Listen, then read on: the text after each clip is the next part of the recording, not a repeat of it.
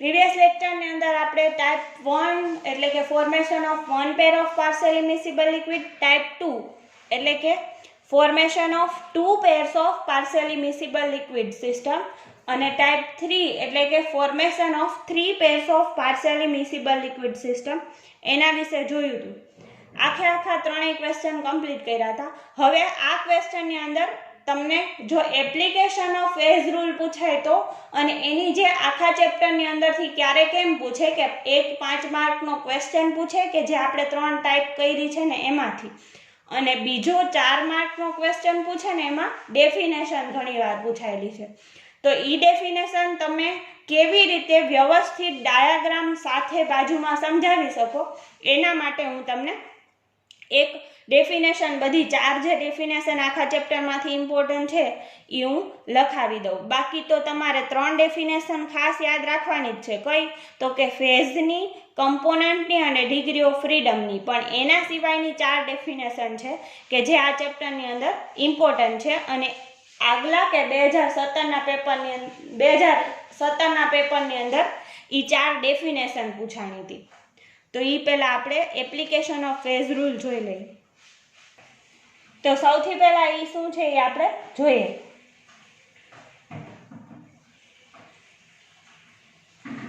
Application of ternary phase diagram.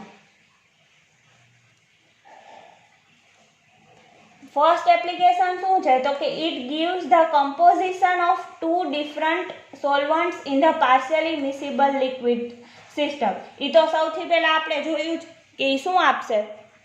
Partially miscible liquid સિસ્ટમની અંદર બે જે કોઈ પણ સોલ્વન્ટ છે જુદા જુદા કે 2 થી વધારે, એનું કમ્પોઝિશન કેટલું છે એ આપણને ફેઝ રૂલ દ્વારા અથવા ફેઝ ડાયાગ્રામ છે ટર્નરી એના દ્વારા ખબર પડશે. એના પછી એની સેકન્ડ એપ્લિકેશન શું છે? તો કે separation of partially miscible liquids can understand. હવે પાર્શિયલી મિસિબલ લિક્વિડ્સ છે એનું સેપરેશન કેવી રીતે થાય છે ને એ તમને શેના દ્વારા ખબર પડી શકશે? તો કે ટર્નરી ફેઝ ડાયાગ્રામ વડે ખબર પડી જશે.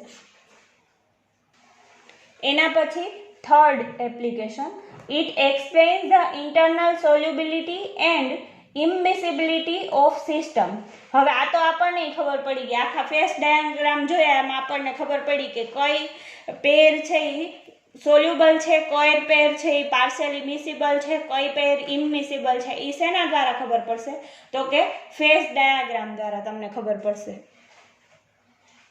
એના જેવું જ પછી ફોર્થ એપ્લિકેશન છે the effect of internal solubility as well as immiscibility. હવે જો ઇન્ટરનલ સોલ્યુબિલિટી અને ઇમિસિબિલિટી છે એની ઇફેક્ટ કેવી પડશે એ પણ તમને આના દ્વારા ફેઝ ડાયાગ્રામ દ્વારા ખબર પડી શકશે. એના પછી નેક્સ્ટ જોઈએ, it also explain the effect of temperature on the internal solubility and immiscibility of the 2 partially miscible liquid. ટેમ્પરેચરની શું ઇફેક્ટ થશે? ટેમ્પરેચર ઘટતા આપણે જોયું ને ડાયાગ્રામ કેવો થઈ જાય, તો કે ડાયાગ્રામ એકબીજામાં મર્જ થઈ જાય. તો ટેમ્પરેચરની શું ઇફેક્ટ થશે એ પણ આપણે આના દ્વારા ટર્નરી ફેઝ ડાયાગ્રામ દ્વારા જાણી શકાશે. એના પછી નેક્સ્ટ એપ્લિકેશન છે, it also explain the better separation of partially miscible liquids. હવે જો સામાન્ય રીતે કોઈ પણ આપણે સેપરેશન થતું હોય તો એને 3 pairs ઓફ પાર્શિયલી મિસિબલ છે, 2 pairs છે કે પછી only 1 pair of partially miscible liquid છે, એને બહુ વ્યવસ્થિત રીતે બેટર એક્સપ્લેનેશન કોના દ્વારા આપી શકાય? તો કે ટર્નરી ફેઝ ડાયાગ્રામ દ્વારા આપણે એક્સપ્લેન કરી શકીએ. એના પછી નેક્સ્ટ છે, it has many industrial applications like precipitation, medicinal uses and polymerization of any compound.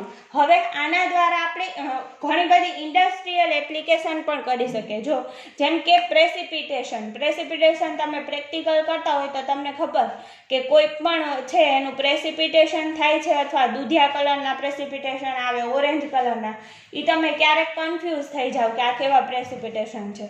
પછી મેડિસિનલ યુઝ પણ છે, મોટી મોટી જે મેડિકલ લેબોરેટરીઝ છે એમાં પણ આ ટર્નરી ફેઝ ડાયાગ્રામ દ્વારા આપણે ઇઝીલી કોઈ પણ સેપરેશન મેથડને સરખી રીતે સમજી શકીએ. અને પોલિમરાઇઝ્ડ ઇન્ડસ્ટ્રીઝ છે, જેમ કે અહીંયા પોલિમરનો કોઈ પણ ઉદ્યોગ ચાલતો હોય તો એમાં પોલિમર તો કેવા તો કે એ જુદી જુદી ઘણી રિએક્શન્સ આપતા હોય, તો એમાં કયા પોલિમર કોની સાથે વધારે ઇફેક્ટિવ પ્રક્રિયા આપી શકે છે એ બધું જાણવા માટે તમે આ જે ટર્નરી ફેઝ ડાયાગ્રામ છે એનો ઉપયોગ કરી અને એને ડેટા દ્વારા વ્યવસ્થિત રીતે સમજી શકો અને પછી એ કયા પોલિમરને કોની સાથે જોડવાથી કેવું રિઝલ્ટ મળી શકે, જેનાથી આપણે વ્યવસ્થિત આખું એનું ચાર્ટ દ્વારા સમજાવી શકીએ. એ આના યુઝિસ છે.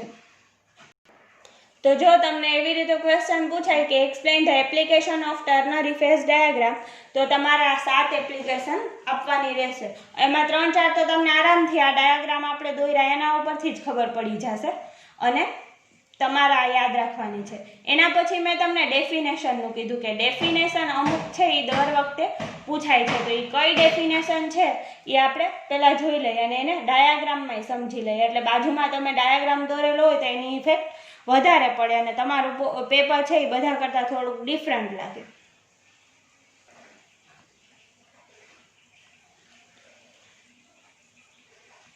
સૌથી પહેલી ડેફિનેશન ક્વોન્ટિપલ પોઈન્ટ. ક્વોન્ટિપલ પોઈન્ટની ડેફિનેશન છે ને એ કોઈ ડાયાગ્રામમાં કે નથી એવી, પણ વચ્ચે તમારે આવતી હતી ને એકવાર એક્ઝામમાં પૂછાયેલી છે, તો આપણે પહેલાં એ જોઈ લઈએ. A point representing a set of conditions under which 5 phases, હવે અહીંથી મોસ્ટ ઇમ્પોર્ટન્ટ છે, 5 phases of a physical and chemical system can be exist in equilibrium. જો તમારે મેઇન ડેફિનેશનમાં શું છે તો કે અહીંયાથી ફરીથી કહું કે એની 5 phases of the physical and chemical system can be exist in equilibrium, ત્યારે એને કયો પોઈન્ટ કહેવાશે તો કે ત્યારે એને ક્વોન્ટિપલ પોઈન્ટ અથવા ટ્રિપલ પોઈન્ટ કહેવાશે. જ્યારે કોઈ પણ 5 ફેઝિસ છે ફિઝિકલ અથવા કેમિકલ સિસ્ટમના એ ઇક્વિલિબ્રિયમમાં હોય ત્યારે એ પોઈન્ટને કહેવાશે ક્વોન્ટિપલ પોઈન્ટ, અથવા એના માટે એક કંઈક ક્રાફ્ટ કે એવું નામ છે, પણ તમે અત્યારે ખાલી કયો એ યાદ રાખજો ક્વોન્ટિપલ પોઈન્ટ. એના પછી છે નેક્સ્ટ શેની ડેફિનેશન છે તો કે tie line.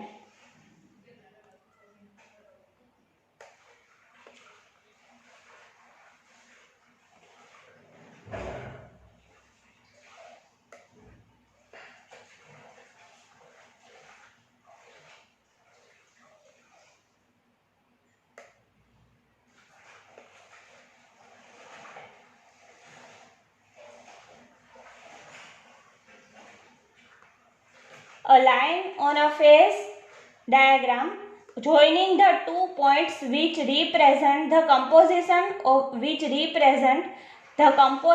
of the system is known as tie line. હવે તમે જુઓ કે તમે ટાઈ લાઈનને છે ને ડાયાગ્રામમાં સૌથી વધારે સમજી શકશો. આપણે ડાયાગ્રામ જોઈ લઈએ. ધારો કે આ બીસી પેર છે, આ બે પેર ઉપર બીનું કમ્પોઝિશન અને સીનું કમ્પોઝિશન એ કોણ દર્શાવે છે? આ સ્મોલ એ અને સ્મોલ બી. આ સ્મોલ એ અને બી એને તમે વારાફરતી આવી રીતે ભેગા કરતા જાઓ એમ એનું કમ્પોઝિશન દર્શાવે છે. તો એ કમ્પોઝિશનને દર્શાવતી લાઈન છે એ લાઈનને શું કહેવાશે તો કે એ લાઈનને કહેવાશે ટાઈ લાઈન. તો બાજુમાં આવો એક ડાયાગ્રામ દોરવાનો જ કે જેમાં તમારે આવી રીતે એક કર્વ દોરીને એમાં લાઇનિંગ કરી એ અને બી નામ આપી અને તમારે એમ લખી દેવાનું કે આ લાઇનિંગ છે એને શું કહેવાશે? ટાઈ લાઈન કહેવાશે. ડેફિનેશન તો લખ્યું હોય પણ ડાયાગ્રામમાં પણ સાથે સાથે દર્શાવી દેવાનું. A line on a phase diagram joining the 2 points which represent the composition of the system in equilibrium is called tie line. એના પછી છે પ્લેટ પોઈન્ટ.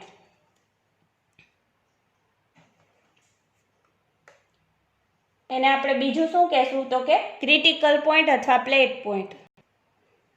હવે એના માટે જોઈએ a point on a triangular diagram used to represent the ternary liquid system where two conjugate phases are mutually soluble. હવે આના માટે તમે બીજું શું યુઝ કરી શકો કે the point at which two tie line merge into single point is called critical point or plate point. ફરીથી આ પ્લેટ પોઈન્ટ માટેની બીજી ડેફિનેશન કહી દઉં કે a point on which two tie line merge into single point is called critical point or plate point. આ ડાયાગ્રામની અંદર શું છે, આ બે ટાઈ લાઈન છે બધી એ એક સિંગલ પોઈન્ટમાં મર્જ થઈ જશે એને ક્રિટિકલ પોઈન્ટ અથવા બીજું શું કહેવાશે તો કે પ્લેટ પોઈન્ટ કહેવાશે. અથવા બીજા શબ્દોમાં આમાં જેવી રીતે ડેફિનેશન આપી તો આ પોઈન્ટ એવો આવશે કે આ પોઈન્ટે બીનું કમ્પોઝિશન અને સીનું કમ્પોઝિશન એ કેવું થઈ જશે તો કે મ્યુચ્યુઅલ થઈ જશે. તો એ પોઈન્ટને પણ શું કહેવાય, ક્રિટિકલ પોઈન્ટ અથવા પ્લેટ પોઈન્ટ કહેવાશે. બાયનોડલ curve. It contains the condition at which two distinct phases may coexist. In general, the binodal curve is defined by the condition at which the chemical potential of the all solution components is equal in each phases. હવે જુઓ આ શું કહેવા માંગે છે કે આ જે કર્વ છે ત્યાં મેં તમને આટલા પોઈન્ટ લખ્યા ને, ટુ ડિસ્ટિંક્ટ ફેઝિસ હોય એમાં chemical potential of all solution component is equal in each phases. Chemical potential કેવો થશે તો કે ઇક્વલ થશે. એને હું તમને ડાયાગ્રામમાં બતાવું. જો આ એડીબી કર્વ છે ને એને શું કહેવાશે, બાયનોડલ કર્વ. હવે આ કર્વ હશે ત્યાં સિસ્ટમ કેવી હશે તો કે ત્યાં સિસ્ટમ હશે હિટ્રોજીનિયસ સિસ્ટમ, અને એની કર્વની બહારના ભાગમાં સિસ્ટમ કેવી હશે તો કે બહારના ભાગમાં સિસ્ટમ હશે હોમોજીનિયસ. તો પછી આ ચારેય ડેફિનેશન લખી અને તમારે ચારેય ડેફિનેશન લખ્યા પછી એ ચારેય ડેફિનેશનને કેમાં દર્શાવવાની, એક ડાયાગ્રામમાં બાજુમાં દર્શાવી દેવાની કે આ જે લાઈન છે એ બધી લાઈન છે એ ટાઈ લાઈન છે, આ કર્વ છે એ બાયનોડલ કર્વ છે, અને આ જે સિંગલ પોઈન્ટ છે એ પોઈન્ટ કયો છે તો કે ક્રિટિકલ અથવા પ્લેટ પોઈન્ટ છે, કે ત્યાં બધી ટાઈ લાઈન એક સિંગલ પોઈન્ટમાં મર્જ થઈ જશે. જોયું તો આજે આપણે શું જોયું, application of ternary phase diagram. એ જોઈ 7 એપ્લિકેશન છે, તમે કોઈ પણ 5 લખો તો પણ ચાલે. અને ડેફિનેશનમાં ફર્સ્ટ કઈ તો કે ક્વોન્ટિપલ પોઈન્ટ, પછી સેકન્ડ તો કે ટાઈ લાઈન, પછી થર્ડ છે પ્લેટ પોઈન્ટ અથવા ક્રિટિકલ પોઈન્ટ, અને ફોર્થ એપ્લિકેશન છે બાયનોડલ કર્વ. આ ચારે ચાર એપ્લિકેશન આ ચારે ચાર ડેફિનેશન તમારે શું કરવાની તો કે ખાસ યાદ રાખવાની. હવે આ ચારે ચાર ડેફિનેશન અને એના પછી નેક્સ્ટમાં હમણાં થોડીક વાર પછી તમને એક અસાઇનમેન્ટ મૂકી દઉં ગ્રુપની અંદર. એ અસાઇનમેન્ટ તમારે 10 ઓક્ટોબર સુધીમાં મને આખું અસાઇનમેન્ટ, પહેલાં તો તમારે એક નોટની અંદર પહેલાં બધા વિડીયો જોવાના, પછી આખું અસાઇનમેન્ટ તમારે લખવાનું છે એક નોટની અંદર, પછી એના ફોટા પાડી PDF બનાવી અને મને સેન્ડ કરી દેવાની છે. ક્યારે 10 ઓક્ટોબર સુધીમાં. હું તમને એમાં ક્વેશ્ચન લખેલા હશે, 4 કે 5 જ ક્વેશ્ચન હશે, 5 માર્કમાં કે 4 માર્કમાં. એ જ ક્વેશ્ચનમાંથી દર વર્ષે 2 ક્વેશ્ચન કોઈ પણ પૂછાય છે. તો એ હું તમને ક્વેશ્ચન લખીને હમણાં થોડીક વાર પછી અપલોડ કરી દઉં છું.